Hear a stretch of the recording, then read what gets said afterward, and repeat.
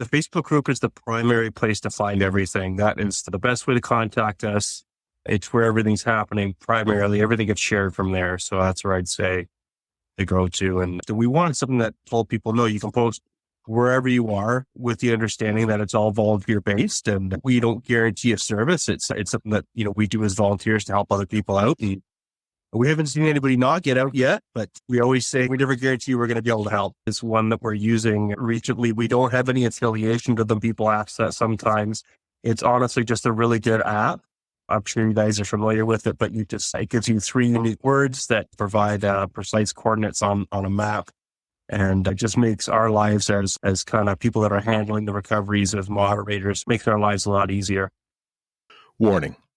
The 4x4 Canada podcast contains discussion about exploring mountains, camping beside lakes, and enjoying the outdoors. Guests also talk about jumping race trucks side by side, racing 1,000 horsepower rigs across mud pits, and jumping monster trucks over stacks of buses. None of this is for the faint of heart. The 4x4 Canada podcast is not responsible for bringing out your inner adrenaline junkie or making you want to get out there and explore the back roads from coast to coast. The 4x4 Canada podcast is not responsible for broken parts due to jumping your vehicle, hitting mud poles too hard, crossing deep streams, and doing other dumb shit. However, we will take credit for inspiring you to explore mountaintops, spend quality time outdoors with your friends, or meeting new like-minded people, and most importantly of all, following your dreams. Welcome, everyone, to the 4x4 Canada podcast. I'm your host, Trisha. And I'm your host, Wes. And I'm guest Ian. And I'm guest Evan from Trillium Off Road Recovery. Thanks for joining us tonight, guys. Super excited to talk to you. I know that Trillium Off Road Recovery in Ontario, you guys have been doing all kinds of really neat things in regards to helping people that are stuck. And it's not just people that are stuck on 4x4s, it's quads, it's tractors, it's whatever, right? I know you guys are helping a lot of people out over there. Evan from Trillium, and also want to mention that Ian, we'll talk a little bit about it a little bit later on, but Ian is also the owner of Afraid Not Ropes, which I know a lot of you guys are running his recovery gear. And so want to thank Ian for coming on as well. I know Ian's very involved with the Trillium Off Road Recovery as well, too. So before we get into it, got a couple little quick notes here for you guys. Just a reminder, if you have not heard it already, the episode from last week, we had Dirk Garage on, and that was a really neat episode. He's out of BC running Tacoma on 1 tons and 40s. If you haven't seen his YouTube channel at Dirk Garage, Clinton, he's a Toyota guy, and he's got a lot of technical videos and wheeling videos with 89 to 95 Toyotas. And he's running the 1UZ engine in one and solid axle swap 63s. And if you're a Toyota guy, I'm sure you've seen his channel. And that was a really fun interview with him. Next week, I've got an interview coming up with Kyle Walton and Dustin Stacy. They're both mega truck drivers out of Alberta. And Dustin has got the Kill mega truck. And I can't remember off the top of my head the name that Kyle has for his mega truck. When we're done talking mega truck, I'm talking these guys running the big 54-inch tall tires and 2,500 horsepower. And they're just ripping. They're basically a monster truck, but not a monster truck kind of idea. So Dustin has got a great video on his Instagram floating around where he hits a big mound of dirt, does a full 360 in the air, lands on all four, hits the throttle, he has enough power to flip that front end up again and do a complete 360 again. Like these guys are just absolutely nuts. Right. You got to tune in next week to check out this episode, guys. I am so excited to talk with these guys because I'm a gearhead guy. I'm a horsepower guy, and they've also got a new mega truck series in Western Canada. There's over 10 grand up for dibs, and it's all over BC, Alberta, and Saskatchewan. They've got some of the big names like the Extreme Mudfest and the Trucks Gone Wild event in Saskatchewan, but they've also got some other events in BC as well, too. So 100 Mile House, etc. So that's going to be a real kick-ass series coming next season in 2024 here. So check that out. That's coming up next week. The last comment I got is we had a very special DM on Instagram. I saw it just before I came on, and it's from Felix Smith, and he is a overlander from Germany.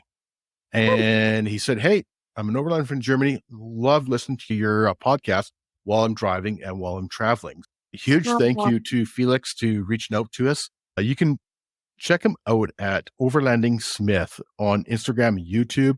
I had a real quick look before I hopped on. Didn't have much time, but it's a really interesting Instagram channel. And he's got a bunch of YouTube videos of overlanding in Europe. And once again, I want to thank Felix for reaching out to us, and we appreciate you listening. Not sure if you guys know this or not, but Germany is a country with the third most downloads in the world for us. Obviously, Yeah. Canada is number one.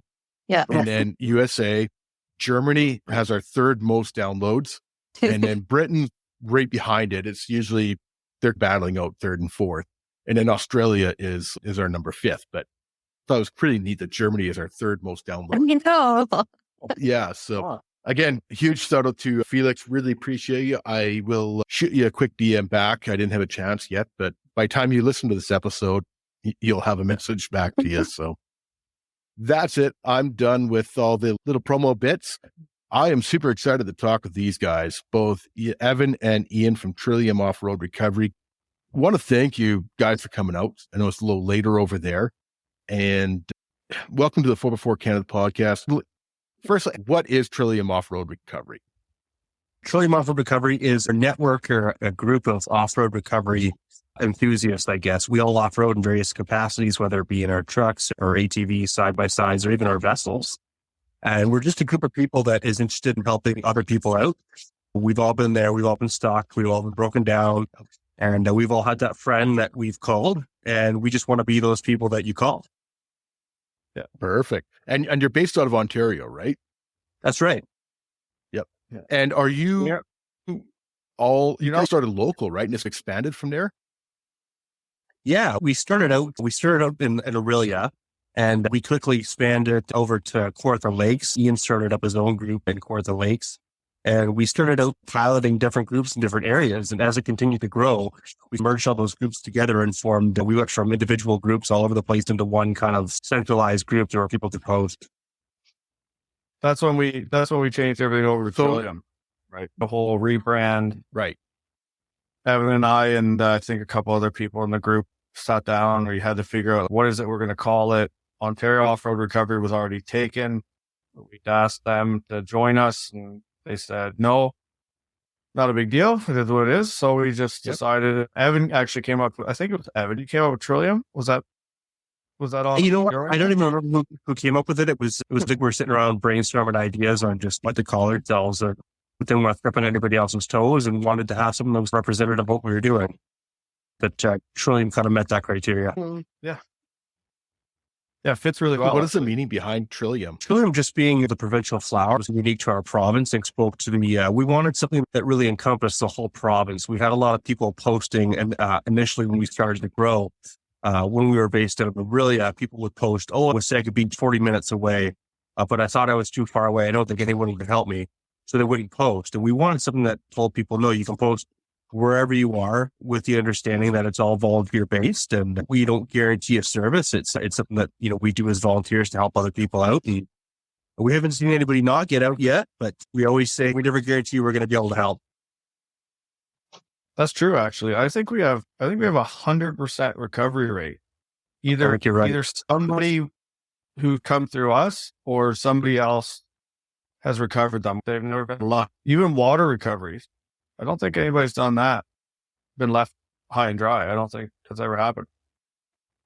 Definitely a good record for sure. Now, you guys do, as you mentioned, a little bit of everything, right? There's ATVs, snowmobiles, trucks, whatever. Are the majority still 4x4 based, or is it a real mix? I'd say it's mixed, Kevin. Like it's... Yeah. We see a real mix.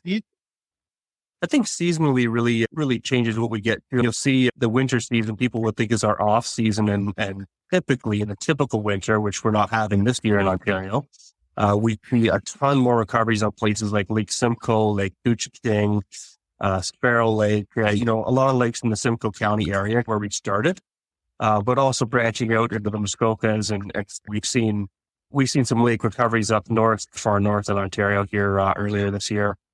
Where they had some ice up before we did in the south. But we do get quite a bit of different recoveries, like Ian was saying, different types of vehicles. snowmobiles in the winter, 4-wheelers, hard on belts and everything for ATVs, bringing their ice huts out on the lake, things like that. Yeah, that was one thing I was going to say is like just being part of the Facebook group and just seeing all the different requests, and you see the pictures and you're like, how did they get out there? And you see a lot of sledders on the ice or someone's stuck in ice. You're like, oh no. But I think it's because you're right. Right now, we haven't really gotten a good winter, like a warm winter. So the snowmobilers, sledders are trying to get out. And then the ice hasn't really gotten there yet. Yeah. I wouldn't trust that ice at this point. Other people know better than I do, but it's pretty sketchy. Yeah. I think, in fact, there's actually a recovery on Lake Simcoe as we speak, that came in about half an hour ago. There's a person in an Argo that's gone through the ice and looking for the distance. And luckily, we have members with specialized equipment and specialized training, which is something that we always stress, especially in situations like anything to do with ice. We always stress, like, just because you've met somebody on Trillium doesn't necessarily mean that they're the right person to do the job. You need to make sure. Oh, you've got a picture of it there. You need to make sure that the people that are helping you have the appropriate equipment and the appropriate knowledge to do it. And we do have some of those people in our group. We have some people that are, for example, commercial divers, people that have been tow truck drivers for years and have special training and stuff like that. And that'll be one of those cases, I'm sure, that they'll find somebody with an Argo or something safe like that to get out there. We always stress, go to a recovery that's your level of recovery, right? Like, as much as you want to go help somebody, it's not always getting the vehicle out. Maybe it's just getting them somewhere warm. Maybe it's just bringing them food and water, blankets. Maybe it's just bringing them a tool.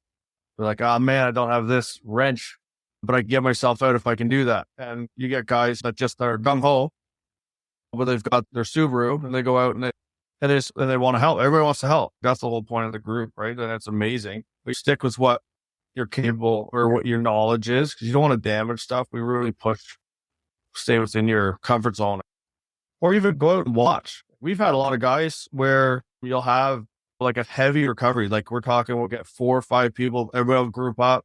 We're going out tomorrow at 8:00. There'll be 10 people out there. And then there's like 5 people that are there just to watch, just to be another set of hands. If you got to dig, that's where you really see, oh man, that's cool. These guys they know they can't. Potentially they don't have a winch, they don't have whatever, but they're there just to give a hand, which is really cool. I got 24,500 members across Ontario. There's tons of people that want to be involved. It's cool to see. We've actually had the media come out I remember there was a couple times actually the media has heard about the recovery going down, and they've come out and watched and did their piece. That's cool. That's cool. 24,000 members. That's a ton. And I like to say they're spread out all over, but it's interesting. I really like that you guys do recommend not go above your level, but also to come out and help. Like you say, if you just need a shovel or somebody needs a hand pulling a winch lines or whatever, or a warm vehicle for people to stand in. So what I wanted to ask is obviously the most important part is how can someone reach out to you guys? What's the best way? I think the best way is to reach out to us via Facebook. We are on different social media platforms. We do have email contacts that we use, but by far the fastest way to get a hold of us and to get help is to go right to our Facebook group and to post there. Yeah. And I noticed one thing that a lot of people ask, just going through the comments and seeing the posts myself, is a lot of people ask for coordinates. Send your coordinates. Let us know where exactly your pinpoint is, because it's hard. I'm on this road, or there's places where you don't know where you are. You don't know where the hell you are. Right? Absolutely. Yeah. What 3-word app is one that we're using recently? We don't have any affiliation to them. People ask that sometimes. It's honestly just a really good app. I'm sure you guys are familiar with it, but it gives you 3 unique words that provide precise coordinates on a map. And it just makes our lives as kind of people that are handling the recoveries as moderators, makes our lives a lot easier. Sorry, what was the name of that one again, Evan? What 3-word? Or what 3-word? Okay. Yeah. So what it is, it breaks the world down into a big grid. And then every grid square has 3 words that are unique to it. So your words might be cell phone, t-shirt, and that. And then those 3 words will correlate to an exact spot on the map. And it's a free app you can download. First responders are using it. And we encourage people to use it. It just makes finding them way, way easier than trying to figure out GPS formats and map data, etc. Like putting a pin on a map, just putting that up is just not, it's just not good enough. Okay. If people are traveling a certain like hour, 2 hours to come help this person, we need the location. We need a good button down location. We need a phone, a cell phone, some way to communicate where it's quick. And it's for sure going to happen, because you don't want somebody traveling and they're sitting there for an hour just trying to communicate with the person like, hey, I'm here. Where are you? And that person walked out because they, whatever, ran out of water, ran out of food, ran out of whatever. Right. And then you've got people that are volunteering their time and they can't find the person. So the minimum we require is a photo or two of what's going on. So the people going there have an idea. We require location, good location. What 3 words? You could also do coordinates, anything like that. And some way to communicate. Phone number is the best. You can also message, Facebook message, things like that. But be watching it. If you're stuck, if people are coming, don't fall asleep and not answer anybody. So You laugh, but it happens. It does. I've seen it so many times before over here in the West Coast, and I'm sure it happens there as well. I'm stuck. And people are like, okay, where? BC's a big province, right? Yeah. Or I'm stuck up in the Enderby area. And that Enderby area is a couple hundred square kilometers, right? Yeah. A bit more information. And then they don't respond for 3 hours. And it's people are asking, people want to hop in and they want to go help, but people are not monitoring what they've posted. And people are sitting there, I'm not going to go out then. Like, why waste my time, right? Whatever you send out, I definitely want to monitor it for sure. So I do want to mention again that everybody is volunteers. That's a key thing. And I really want to thank everybody that does go out and do these recovery missions, because people's time is people's gas, it's people's equipment, etc. And I know that all 4 of us have driven miles to help rescue people. And sometimes it could be 10 o'clock at night or 5 in the morning, or 8 in the morning or whatever, or your Saturday is gone and stuff like that. So I want to thank everybody that has gone out and helped with rescues. It's not an easy thing to do, but it also can be quite enjoyable as well too, right? It's also a good way to meet new people and make new friends. And I usually enjoy it, other than when the people that you're rescuing are drunk idiots, but that's a whole nother thing. But there is that as well too. But I definitely want to thank everybody that does go out and help, because I'm sure it is appreciated. Like we expect as well, there's no charge. So you can't request, if you're going out from this group, you can't request money. There's a lot of moderating, a lot of admin work to make sure that we don't have people just jumping on trying to make money off it. And that takes up a lot of our time, just trying to keep everybody from yelling at each other. There's a lot of moderating, posts get deleted. We're actually super tight on what we allow. Questions even posted to the group. That's not what we're for, really.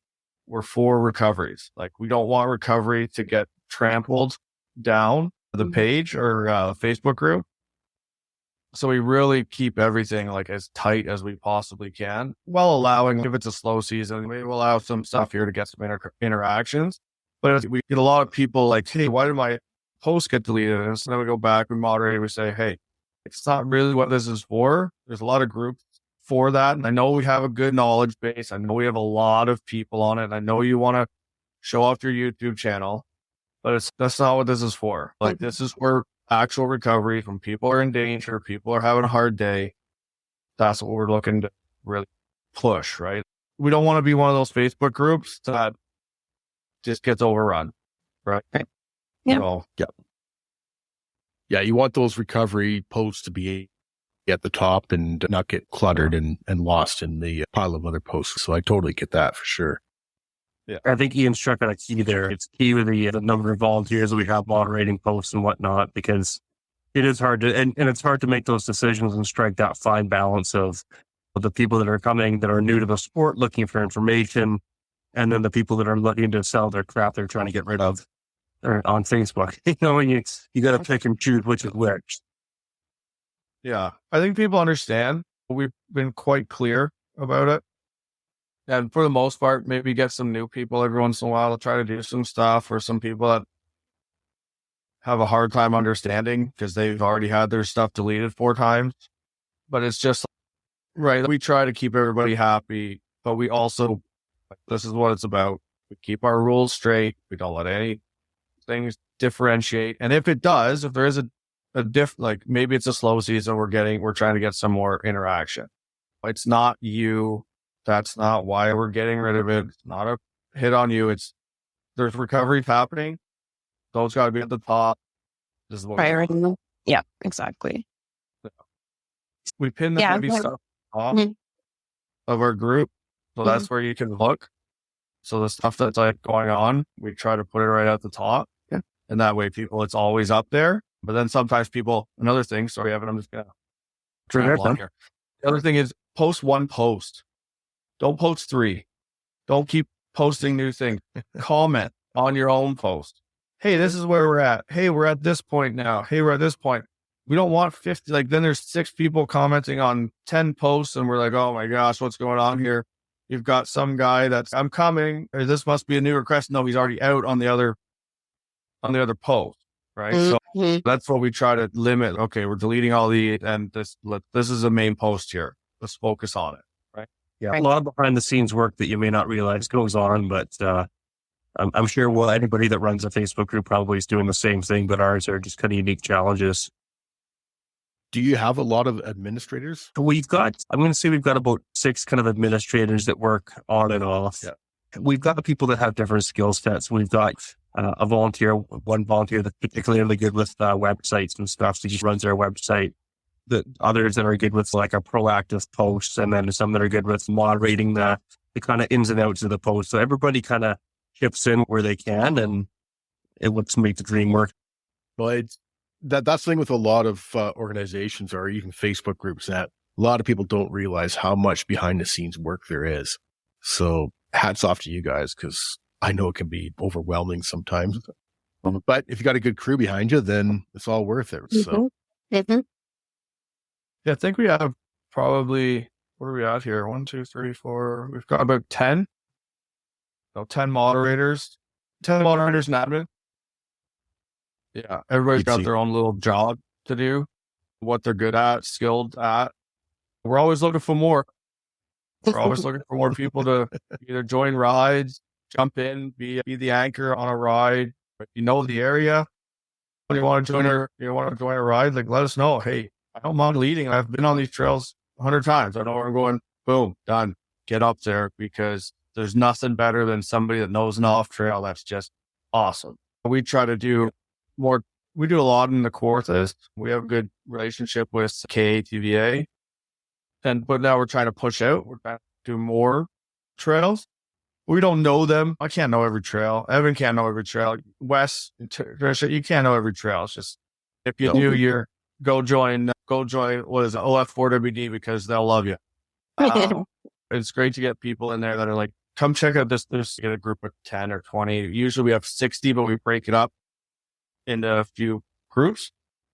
But if one of the leaders knows, hey, this is a detour, you get to see a cool waterfall. Oh, sweet. Let's do it. So we always try to pre-run trips. How often do you guys do the trail?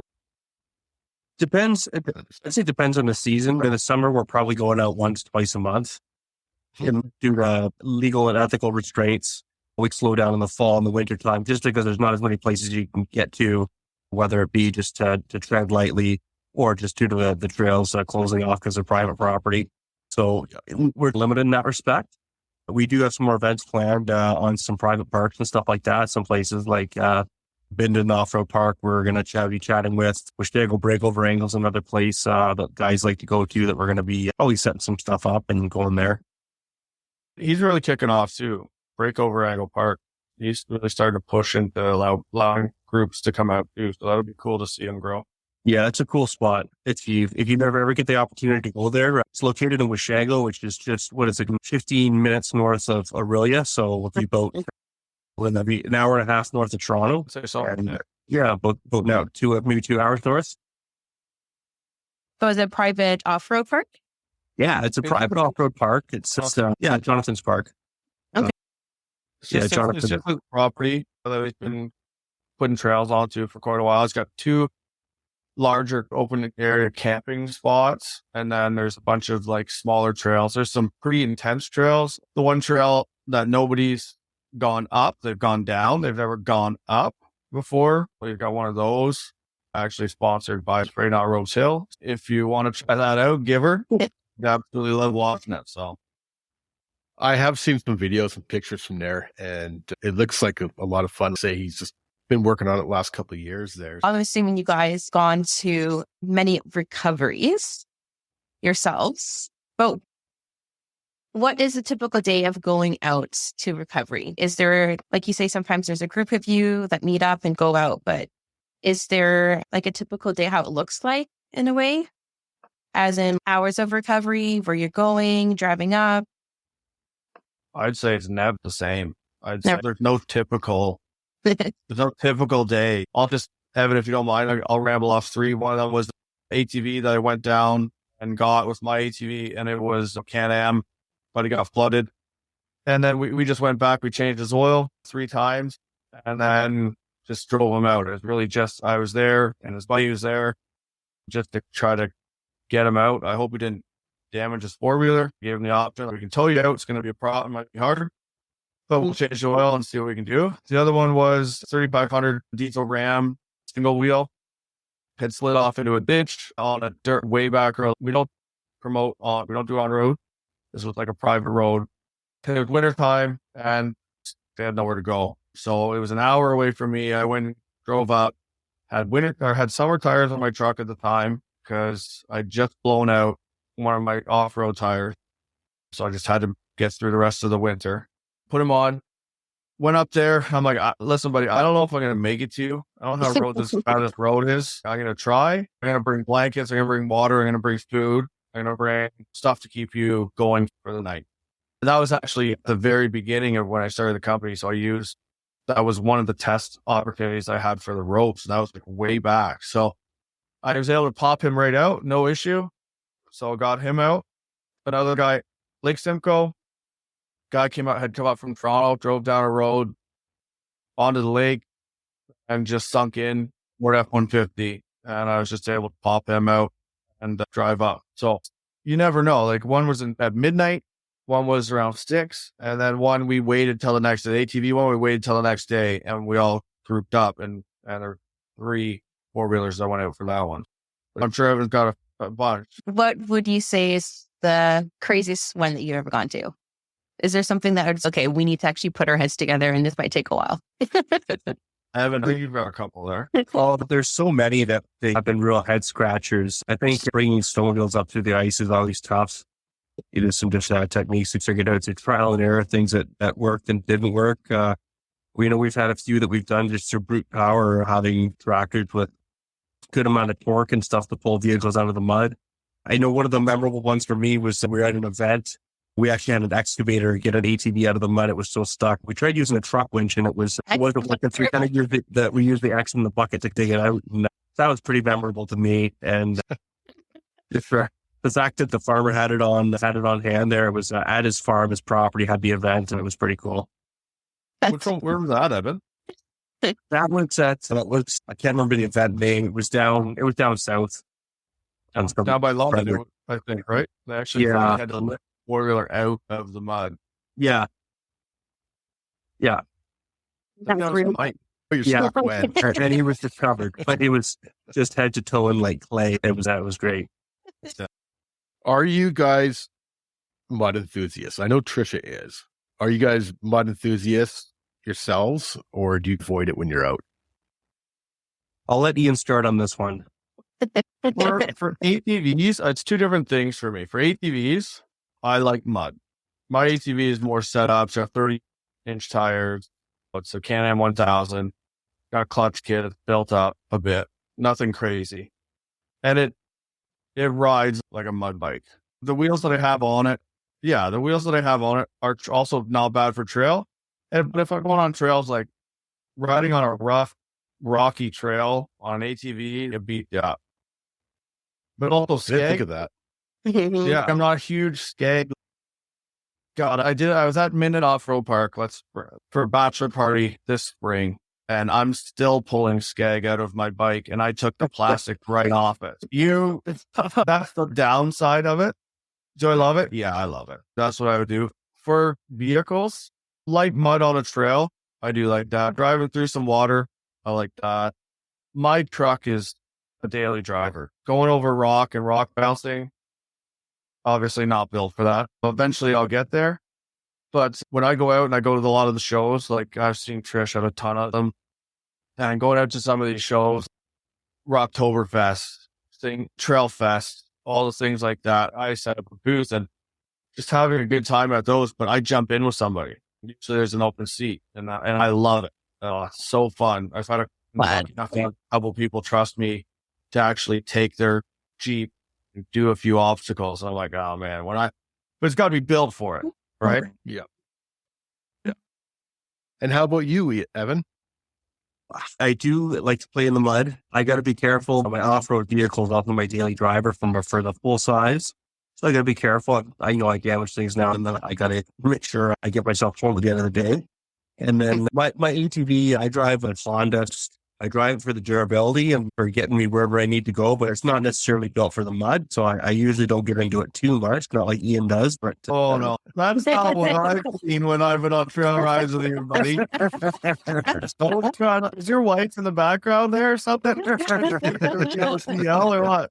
You've been through just as much as I have. That's true. That's true. That Honda floated. That old Honda had it floated. Yeah, that's true. That's true. Okay, so Wes, I clearly need to get an ATV because that's the way to go. Oh yeah, And it's You no would mud. love it because you'll get yourself so muddy as well too. So Yeah. I love it. Yeah. it's the same case. Take a Jeep, Yeah. divide the cost by 5. Yeah. You break something on a Jeep, you're talking at least $1,000, probably more. Mhm. Anything. Break a headlight on a Jeep now, a new one, $1,000. An ATV, get yourself like an older, I don't know, older Can-Am, older Honda, older Kawasaki, I don't know, whatever you want. Yeah. It's going to cost you $200. Yeah. You break an axle, $200. Yeah. That's your, and so you can really, I ride my 4-wheeler hard. I ride it so hard. My truck, if I had a Jeep, if I had the next project that I really want to push, which I'm going to keep a secret, I'm not going to tell anybody, Yeah. it's going to be expensive, right? That's the issue that I have. Yeah. Get yourself a quad. If you don't have a quad, Trisha, recommend it. I know. Time to sell the rides. Did you say ditch the bike, and just the rear bike? well, I know. I should. Honestly, okay, I got into a motorcycle accident like 4 months ago. I Yeah. will not. I don't know if I'll ever go on 2 wheels. I like 4. I like being stable. Oh. Or it's dangerous enough. Yeah. But seriously, get yourself a 4-wheeler. Even if you borrow one, Yeah. come on out with the Oh, that would Trillium be on it. I know. I would love it. I'll just be like, I love the mud. I go in the mud with my Jeep. Not fun to clean up and not fun to rust. No. But No. if I went ATV, yeah, that would just be, that'd be fun. That'd be Usually we put on the rides that we put on, like we have, as Evan knows, we have first time drivers. fun. We've got like family events. Right. We've got do a lot of charity stuff. We work Mhm. with a couple of really good charities locally. And we put on rides with them. They have burgers. People pay $20 to join us. You get a lunch, you get a full day ride, and you just have a blast, right? And then you've got mud rides. Mhm. So sometime what we'll do is we'll even have, it'll be almost a seat of the pants kind of thing. We'll get there and then look at the group and be like, hey, we're going to break up into a mud ride and a not mud ride. But it's no longer going to be what we told you, your group 1, your group 2. No, if you want to do mud, go on the right side. If you want to do a light drive, go on the left side. We actually had one. It's funny how people are. We had a guy, a gentleman, I have no issue with him, good guy, but he was out on a ride with us and there were puddles, not mud, just puddles. And this is the non-mud ride. I'm like, yeah, man, literal puddles, maybe 4 inches deep. But I don't know if the guy his 4-wheeler had ever seen mud before. Oh no. So Yeah. Anyways, I don't know what he was expecting. He was expecting road riding, but I'm like, if you want to go on the other ride, that's not like snorkels, like snorkels minimum. Rad relocate is something we recommend. Not necessary all the time. Like I carry a 12-volt pump with a hose, wash out the rads. $60 on Amazon. Really good buy if you do a lot of mud riding. I recommend it. Larger tires. It's not a snorkel kit, the biggest thing, really. Okay. Nobody wants to get into a mud spot where they're above their handlebars and they're not expecting it. I'm all snorkeled up. I've got risers that are above my handlebars and I've tested them out and they're good. They're sealed. Do you have a winch on your ATVs? Oh yeah. Yeah. Okay. Absolutely. Okay. That's what I noticed. I was at Minden Off-Road Park maybe about 3 weeks ago. And there was a group of ATVs and they all had winches. And I was like, oh, those are cool. Like they have them like us. Yeah. Oh yeah. A lot of ATVs come stock with it. Okay. Well, I don't know if I say a lot, but most of them at least have a spot to mount them. Okay. Let's say. Yeah. And if you're riding four-wheeler, put a winch on. Again, this is another thing. Winch. Yeah. Canadian Tire, $150. Get you a 4,000-pound winch. How much does that cost for a truck? We're talking $600, right? $600. Yeah. Around six. I lucked out. I found a Warren Exxon, I believe, 12,000 and it was $250. Wow. I found it online. I don't know what he just didn't know what it was, but call that a success. You can find the odd time you can find a deal. Yeah. Yeah. I was looking Doesn't happen for to me, one. but other people happens to. Yeah. You got to be perusing Facebook Marketplace like all the time. I have an addiction. It's a problem. I know it. I have a problem with Facebook Marketplace where I'll start looking in other areas. So I'll be looking in Edmonton or Calgary and I see all these cool things popping up. Yeah. And then I'll hop down into Las Vegas or something stupid like that. And I'm like, there's some cool project trucks here and stuff like, go back to, What am I doing? I'm not going that far. 2 hours later, 2 hours of my life will never get back. Yeah. But speaking of recovery gear, let's start off with quads and then we can move into trucks. But what do you guys recommend as the basics that everybody should have with them to start off with? I think Ian's touched on it already. Like a winch is a big thing for self-recovery. I'm big on promoting self-recovery.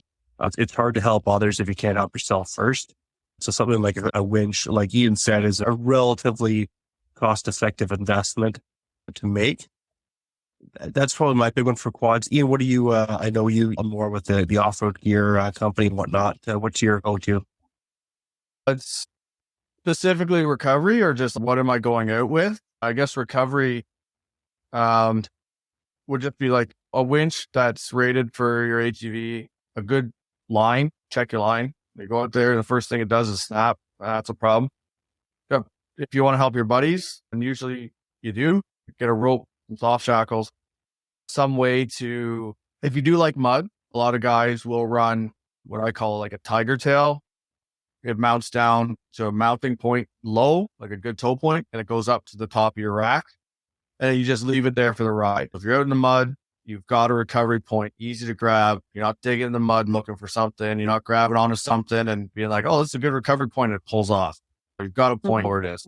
Yeah. But otherwise, how hard are you going? Are you going where there's not much trees?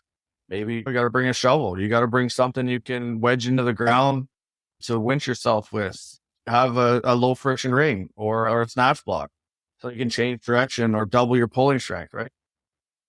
If you're just looking for basics, a winch, rope, soft shackles. That'd be and maybe a shovel. With a minimum. And I think you could probably say the same for 4x4s as well, too. Yeah. It's all the same, pretty much. Just bigger. Yeah. The other thing I'd recommend is some kind of personal survival and first aid kit. I've seen a few people. Ian, when was that storm? There was a storm that blew through Ontario last summer and it stranded a bunch of people there out in their ATVs, out in their trucks. Oh, trees fell. First responders couldn't get them for several days. I remember talking to the one guy on the ride. Yeah, maybe it could have been. Was it a tornado or a small hurricane? Yeah, I don't remember what it was. It was something bad. And but one of the guys said, yeah, we were out all night. We had no food. We didn't have the proper clothing. That's something that, we really try to teach our new off-roaders too, is make sure you have the appropriate clothing. Expect the unexpected. Expect you're going to break down. And if you have enough, do you have any water? You have a way to communicate with the outside world, ask for help, or heaven forbid you have a crash or something, or you come across a crash. Can you call for help? No. That day was crazy. That's a good reminder, Evan. That's great. That day, sunny, clear, nothing. Great day to go out on a bike. I know lots of people that were out on the trails that day. My old boss was out on a dirt bike with his son, and they were hacking trees for 2 hours, and they were motorcycles, what are they called? Cross bikes. I don't know what they're called. Anyway, and they just had to give up. We got to leave our bikes, and we just got to get out of here. They had miles. There were hundreds of trees across this trail. It was just absolutely insane. As much as you want to bring your silky saw, bring a saw with you, bring whatever, that you're not cutting through a 13, 16-inch tree doing that either. And are you lifting your 300, 500 pound bike over these? You're not. No. So get yourself out, have food, have water. Unfortunately, I believe that day a lady did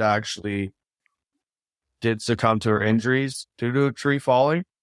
And there's nothing really, like, rescue couldn't get there. There's just nothing that could have been done.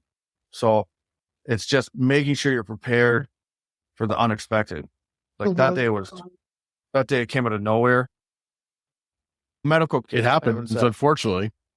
Yeah. Some food, some water, things like that. Could be the difference between you getting out, right? That's all. And I know this, when we're going out with the trucks, a lot of times we will communicate ahead of time in regards to, say, chainsaws and stuff like that. And there's always at least 1 or 2 chainsaws with us. And every vehicle usually has its own first aid kit. Some are better than others, but that also goes for the quads as well.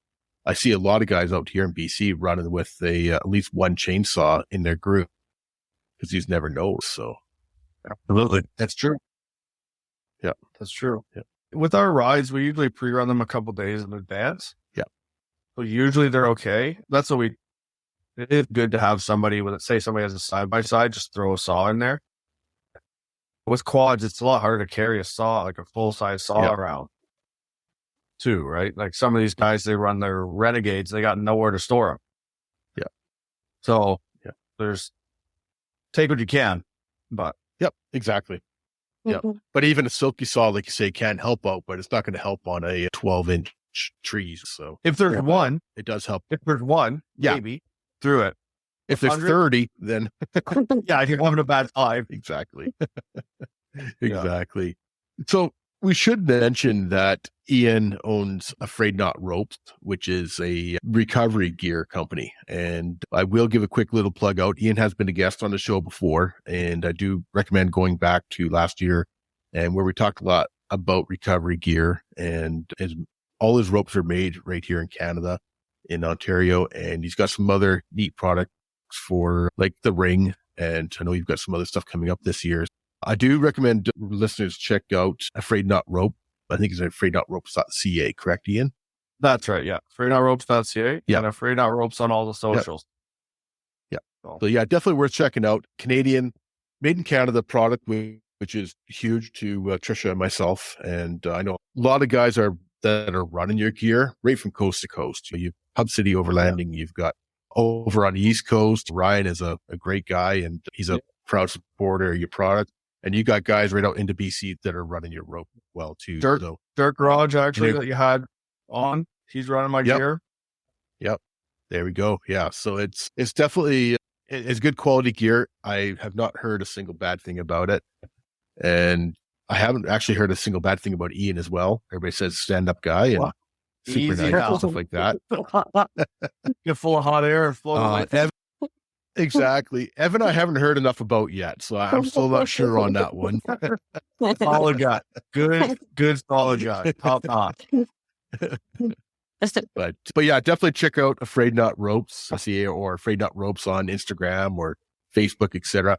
the one nice thing is I know you've done a lot of videos on your testing, which is, I think it shows people that it's just not a fly by the seat of your pants company, and you are putting work into testing to make that product better for those people.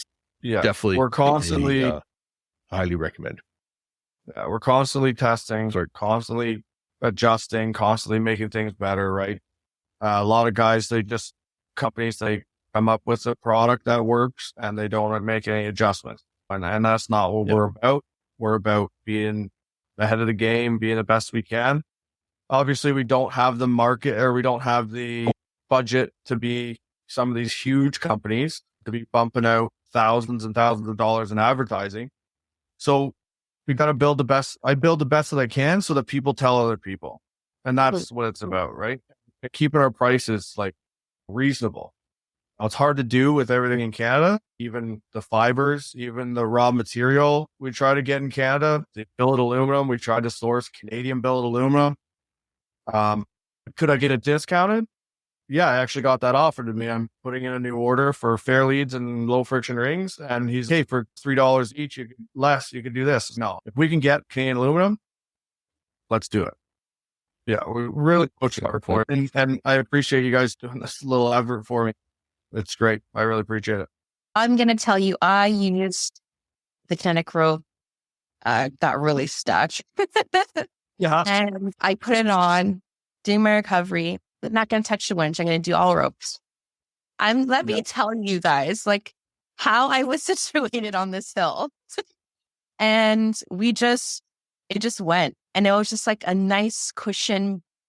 I cannot explain, elastic band cushion of like pillowness. I don't know, like fluffiness of recovery. Like a nice, gentle, but still firm hug. A nice, gentle, firm hug.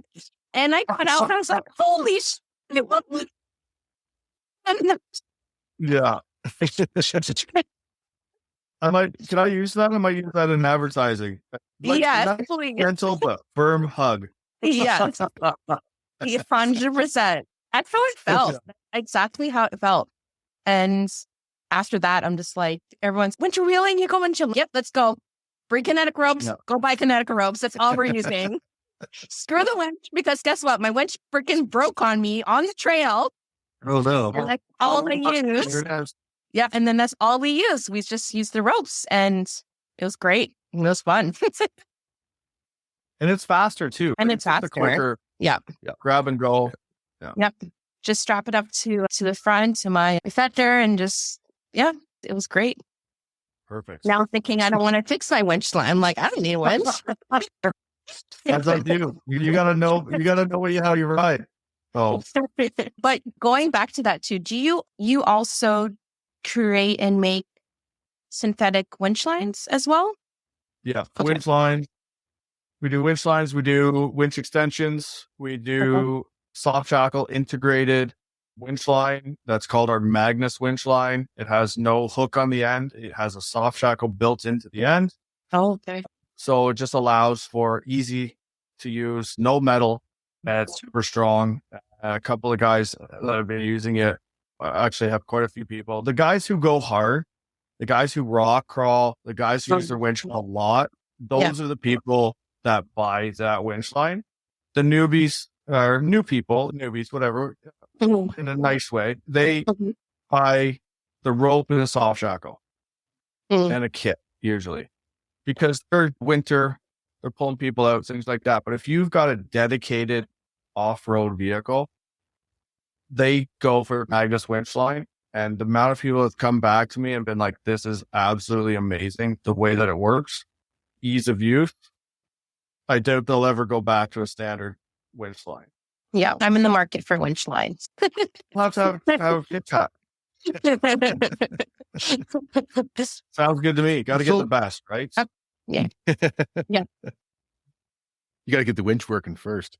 I know. Got to do that first. Number one. So obviously, Afraid Not Ropes is a big supporter of the Trillium Off Road Recovery group. As obviously Ian is one of the early members or co-founders, or however you want to say it. Now, But there's also a lot of other companies that have worked to help support the Trillium Off Road Recovery Group. Let's give a shout out to some of those.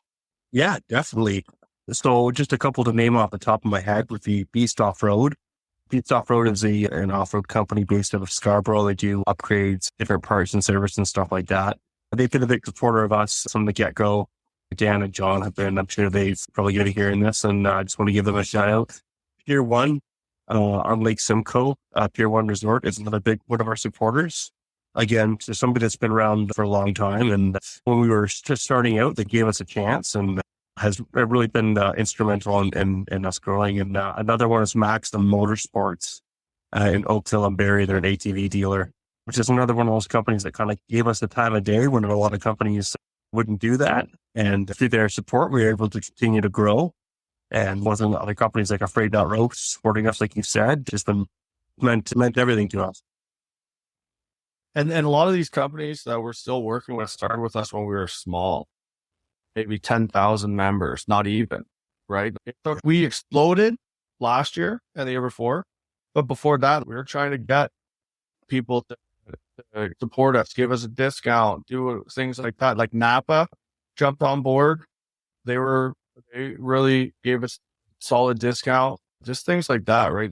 And if you own a company, obviously we don't want tow truck companies. We don't want things like that. That's just not what we're looking for. But yeah, you could tell, gosh, I don't know, something that the ATV guys and the Jeep guys would be keen on, reach out to us. It all goes back. We're not for profit. Nothing comes back to us. I haven't seen a single dollar. Evan hasn't seen a single dollar. Goes directly back into our rides. It goes back into allowing us to go to shows, go to events, have barbecues. We sometimes just do coffee meets. All of that just goes right to that. And what we want to do, and this is what Evan and I have discussed, and some of the other people who are part of the group, is like when we go to events, like giving people some gas money to be able to go to events. Like if you're a volunteer with us, just anything to help out, because I know a lot of the volunteers, like not volunteers, members, but I'm talking like actual admins and moderators going out they go to 10, 15 rides or events a year. Mind you, they were going to go for a ride anyways, but they spend extra time. They go early. They do a pre-run, things like that. So anything like that, it helps us grow, and it helps you grow. It helps businesses grow. Yep. So, yep. Yeah, there's a lot of I know that hotels, all those things that they're all putting in for free. Yep. So we definitely appreciate everything that they do. yeah. And all those costs up until this point have been on them. Like we go to the sportsman show and renting a hotel, they're going to go down for a weekend. We don't have the funding to do that. Everybody does it for their own, to really just to help out. Yeah. Yeah. It sounds like you guys got an excellent group of volunteers. Just to do a quick recap, we are talking with Ian and Evan from Trillium Off Road Recovery, a off-road recovery group in Ontario. And the best bet is the Facebook group under Trillium Off Road Recovery. And I would recommend anybody, joining it, check it out. You always don't have to participate in every discussion, but sometimes people like to sit back and just check it out a bit first, right?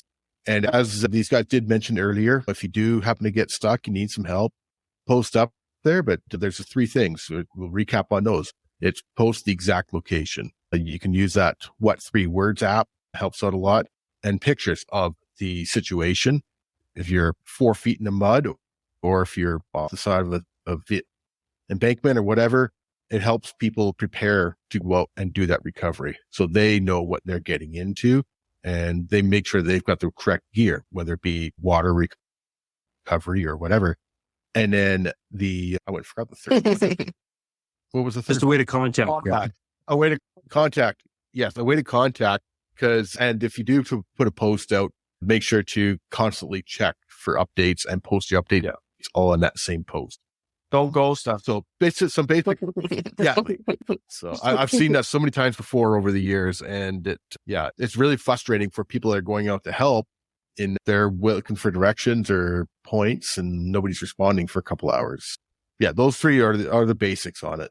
And again, feel free to join a group. And if there is a recovery happening, feel free to become involved and do it to, as they mentioned, to your skill level. If you are a new person, you might want to just stand back and watch, or help run a winch line, or help dig a hole, or have a safe and warm vehicle for the people out there. And that's a good opportunity to learn by watching and helping the more experienced people, right?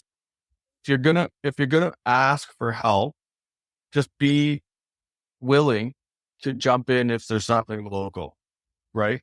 So that's the biggest thing, right? Be willing to help. So you get stuck, be willing to help pass it forward. Somebody came out, gave you a hand, pass it forwards. We never expect money or anything, but if you have some way, whatever, say you have a bakery, you own a bakery, you got stuck or whatever, give them some muffins, like offer to pay a little bit of gas money. It's not needed, but it's something to appreciate that somebody spent the time to go do this as well. But it's got to be appreciated on both sides. Yeah, 100%. People are taking time out of their busy schedules to go out and help you get unstuck. And any way that you can help show that appreciation, like you say, whether it be a little bit of gas money, or whether it be a bunch of donuts, or whatever, right?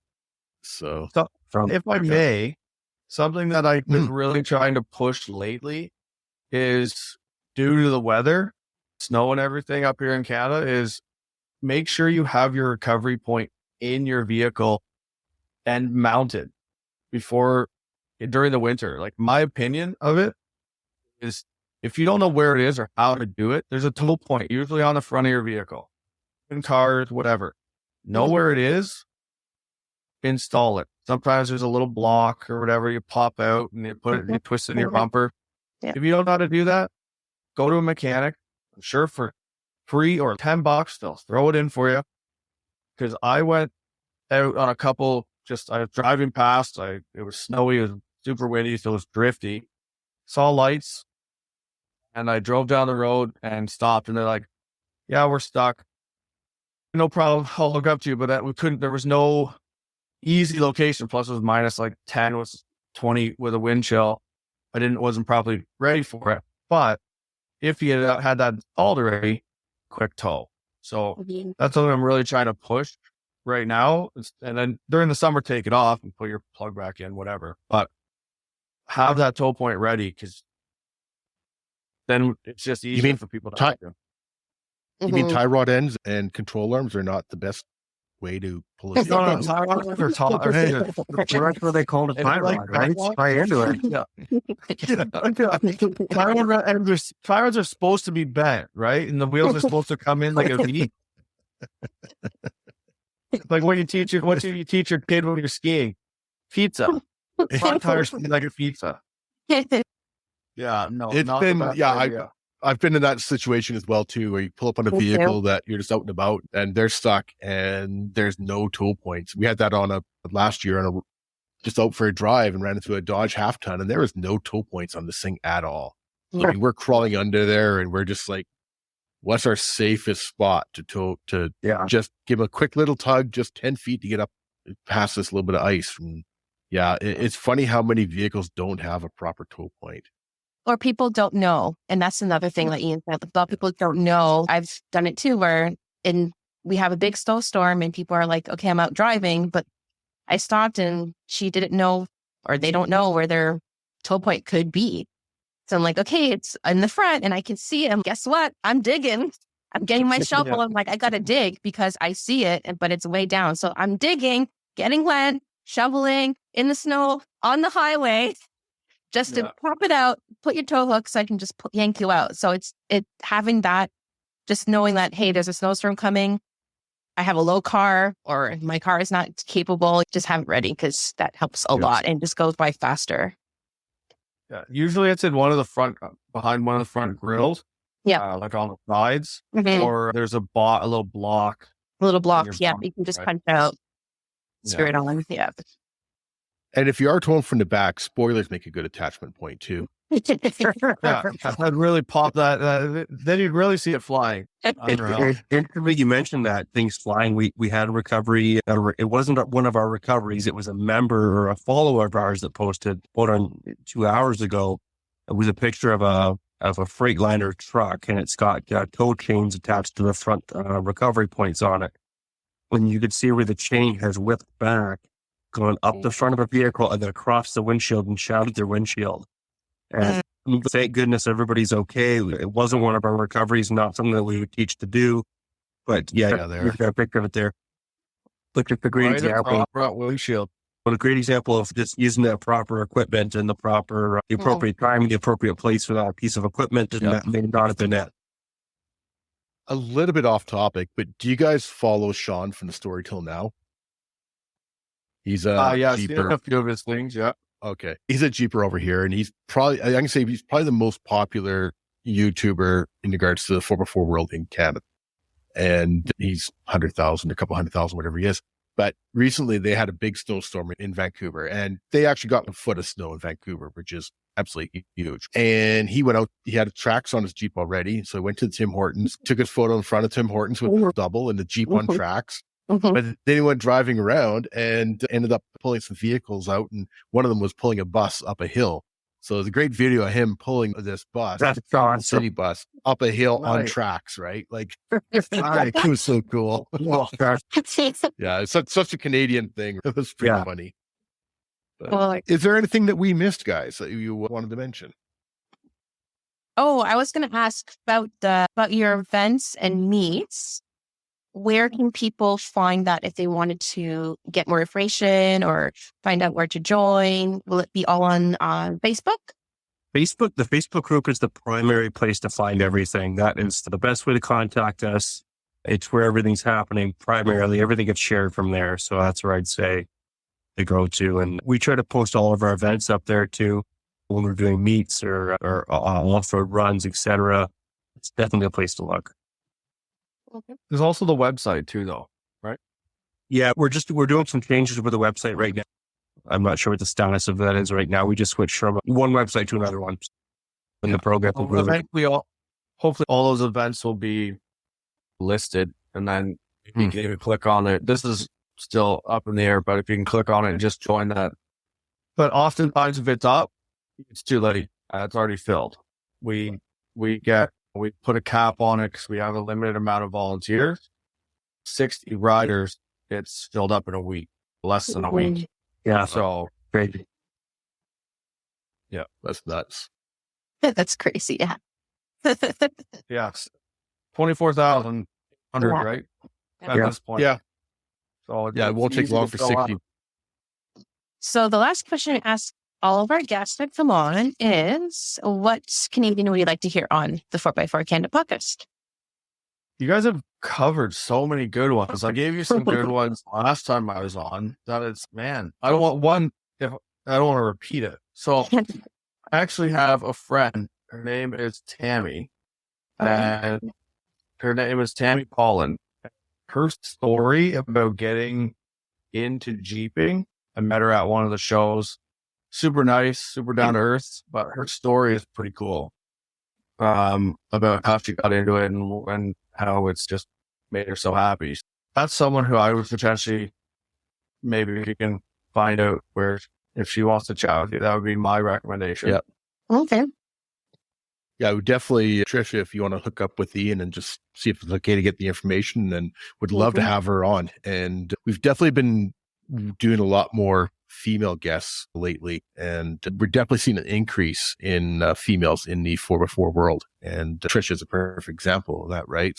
But it's funny, everybody has a story. I have a story. Yeah. Evan, you've got a story. Ian, you've got a story. And Trisha, we've all got stories. And that's one of the things I love about the podcast, is hearing some of those stories of what brought people into this 4x4 world and how the 4x4 family has changed them, right, for the better.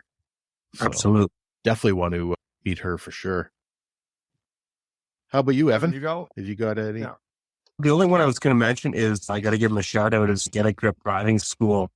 Sean DeJager, he's up and coming and doing a new thing there. I think that'd be cool to see what he's up to. And what challenges he's faced starting a new company and a niche market there. I think that's all. He also does, Cool. what's that called? Oh God, Sean, don't kill me. But he does, is it angel riders or angel drivers? Oh no, stormtroopers. Stormtroopers. Yes. Sean will kill us if we don't talk about stormtroopers. It's a really cool idea. Basically, first responders, hospital staff. Yeah. If you need a ride into work because you're left in a position where your vehicle can't get you there due to weather, breakdown, you're stranded kind of thing, they're there to help. They have the vehicles and the how to safely get you to work and make sure that the critical infrastructure stays running and that people get the help they need. Yes. I think this started with almost last winter, with a huge snowstorm. It essentially shut Ontario down, and Toronto got hit so hard that literally the highways were stopped.